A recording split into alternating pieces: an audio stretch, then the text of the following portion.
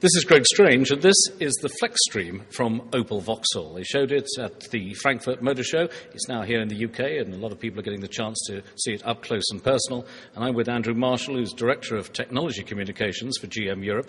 You better start, Andrew, if you would, by explaining exactly what Flextreme is. And it obviously has some family relationship with the Volt concept that you've been working on for the last couple of years. That's correct. Flextreme is a sister to the Chevrolet Volt. This is a family of electrically driven vehicles. Now, it's a battery-powered vehicle, but it's also got the charging capacity on board. Lithium-ion battery, 55-kilometre range, which is pretty good for most commuters.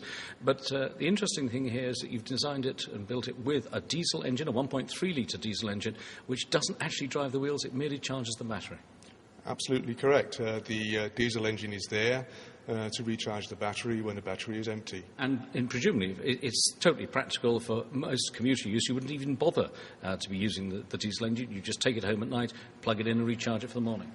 Exactly. If you drive to work and your commute is less than 55 kilometres, when you get to work, you plug it in, recharge the battery, and drive home and recharge it overnight. It's quite conceivable that you would never use a drop of diesel out of the tank, and you'd never put 1 gram of CO2 out of your exhaust pipe. But if you did need the extended range, you've got the diesel engine on board, you carry on, you reach the end of your 55 kilometres, and at that point the engine starts to be used while you're driving along to recharge the batteries. Correct. Including the battery and the diesel fuel, you have a range for over 700 kilometres. Now, for a vehicle like this, where does it fit in what GM is trying to do in terms of the environment? GM supports reducing fuel consumption, reducing CO2 emissions, and we see the Flextreme as the next step towards electrification of the vehicle. That would be with a fuel cell, for example. That would be the end of the road, and the completely zero-emission vehicle, CO2 emission-free. Now, the question everybody wants to know is, will a vehicle like this go into production? Yeah, we want to know the answer to that ourselves too. We can't say exactly when, but we are developing the vehicle and the battery parallel to each other, and as soon as the battery is ready, and we will have the car that it can go into.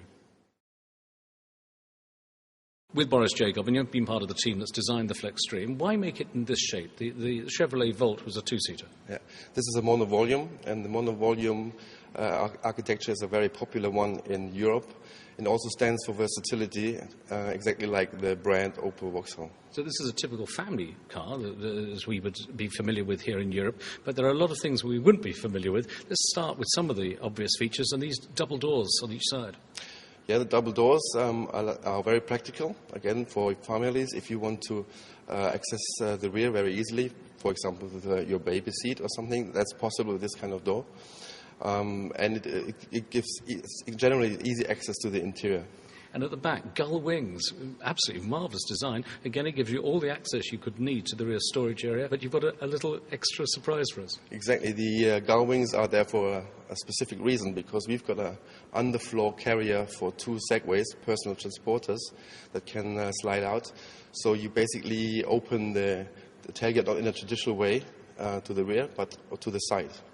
And you've replaced the traditional mirrors with cameras, which it seems, when you see it, to be a totally logical idea. Presumably it cuts down on drag.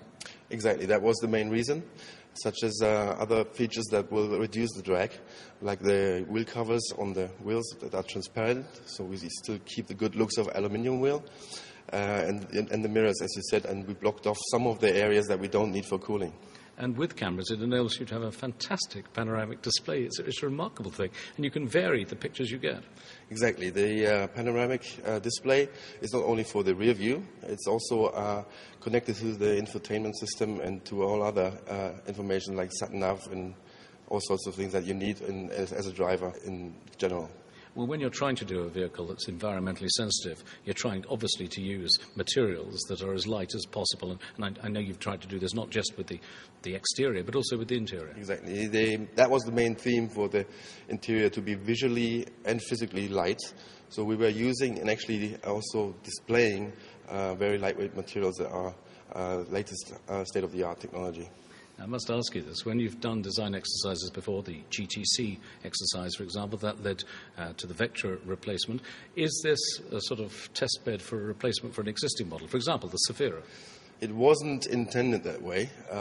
We tried a new architecture on this one. As you notice, it's lower than a Zafira, but you never know. I mean, if it's accepted by the public, maybe we can build on it. And already you've announced that the doors, if nothing else, are going to become practical reality. That's correct.